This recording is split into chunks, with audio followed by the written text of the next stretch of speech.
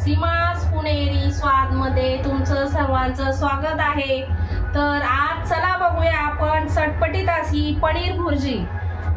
ही पनीर भुर्जी खायला खूप चविष्ट लागते। आता त्यासाठी साहित्य बघूया। एक मोठ्या आकाराचे टोमॅटो बारीक चॉप करून घेतला आहे। 2 बारीक कांदे बारीक चॉप करून घेतले आहे। थोडीशी कोथिंबीर बारीक चॉप करून घेतली आहे। 5 ते 6 कढीपत्त्याची पाने, 3 ते 4 हिरव्या मिरच्या बारीक चॉप करून घेतल्या आहे। 2 ते 3 लसणाच्या पाकळ्या बारीक चॉप करून घेतल्या आहेत। 1 चमचा हळद, 2 चमचा घरगुती मसाला, आवश्यकतेनुसार तेल, जिरं, 1 चमचा मोहरी, 1 चमचा पनीर, पाव किलो स्वच्छ धुवून घेतला आहे। आवश्यकतेनुसार मीठ घेतला आहे। चला तर आपण सुरुवात करूया। सर्वात प्रथम आपण गॅस चालू करणार आहोत। गॅस जरा फास्ट करायचा आहे। पॅन आपला आता चांगला तापला आहे। आता आपण त्याच्यामध्ये सर्वात प्रथम तेल टाकणार आहोत। पाहू शकता थोडं तेल टाकलं आहे। तेल आपलं चांगलं कडकडीत तापलं आहे। आता आपण सर्वात प्रथम त्याच्यात कढीपत्ता टाकणार आहोत, नंतर जिरे आणि मोहरी त्याचा तडका देणार आहोत। 3 ते 4 हिरव्या मिरच्या टाकल्या आहेत, ते टाकणार आहोत आणि चांगलं परतून देणार आहोत। आता आपण याच्यामध्ये जे चॉप केलेले 2 बारीक कांदे होते ते टाकणार आहोत। कांदा चांगला थोडासा लालसर होईपर्यंत जरा हलवत राहायचं आहे।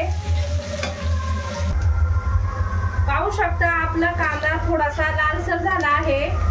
आता आपण त्याच्यामध्ये जो मोठा आकाराचा एक टोमॅटो कापला आहे तो त्याच्यामध्ये ऍड करणार आहोत। टोमॅटो चांगला कांदा आणि टोमॅटो एकत्र मिक्स करून परतून घ्यायचा आहे तेलामध्ये छानसं थोडासा लालसर होईपर्यंत। तोपर्यंत आपण त्याच्यामध्ये थोडंसं मीठ टाकणार आहोत। तुम्ही तुमच्या आवडीनुसार म्हणजे भुर्जीच्या नुसार तुम्ही मीठ टाका। मी याच्यासाठी 1 चमचा मीठ टाकला आहे। मीठ टाकल्यानंतर आपला टोमॅटो आणि कांदा चांगला नरम होतो आणि लवकर लालसर होतो, त्याला छान असा कलर येतो।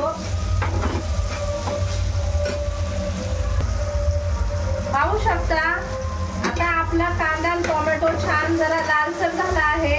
1 ते 2 मिनिटं हलवल्यानंतर हा कांदा आणि टोमॅटो बघू शकता असा लाल झाला आहे जरासा। आपण आता याच्यामध्ये जो आपण लसूण चॉप केला आहे तो लसूण टाकणार आहोत। लसणाची फोडणी याच्यामध्ये छान चविष्ट लागते। पाहू शकता आता 1 ते 2 मिनिटं हलवून झाल्यावर आपण आता याच्यामध्ये 1 चमचा जी हळद घेतली आहे ती हळद याच्यामध्ये ऍड करणार आहोत। माझा घरगुती मसाला 2 चमचे आहे।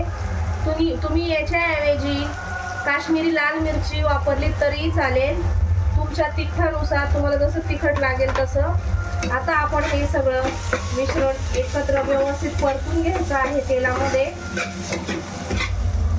ही पनीर भुर्जी खायला खूप छान आणि चविष्ट लागते।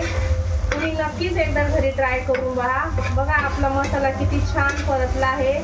आता आपण जे पाव किलो पनीर घेतला आहे स्वच्छ धुवून ते आपण कुस्करून चांगलं घ्यायचं आहे।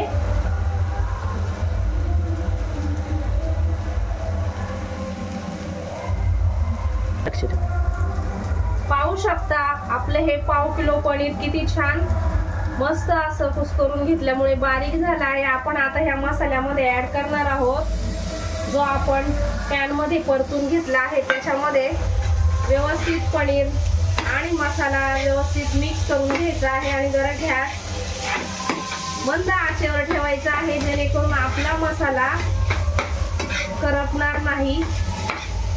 पाहू शकता आपली पनीर भुर्जी किती छान होत आली आहे। आता आपण याच्यामध्ये जी कोथिंबीर चॉप करून घेतली आहे ती ऍड करणार आहोत। व्यवस्थित 1 ते 2 मिनिटं ही पनीर भुर्जी व्यवस्थित एकत्र करून घ्यायची आहे मसाल्याला जेणेकरून लागेल अशी व्यवस्थित हलवायची आहे।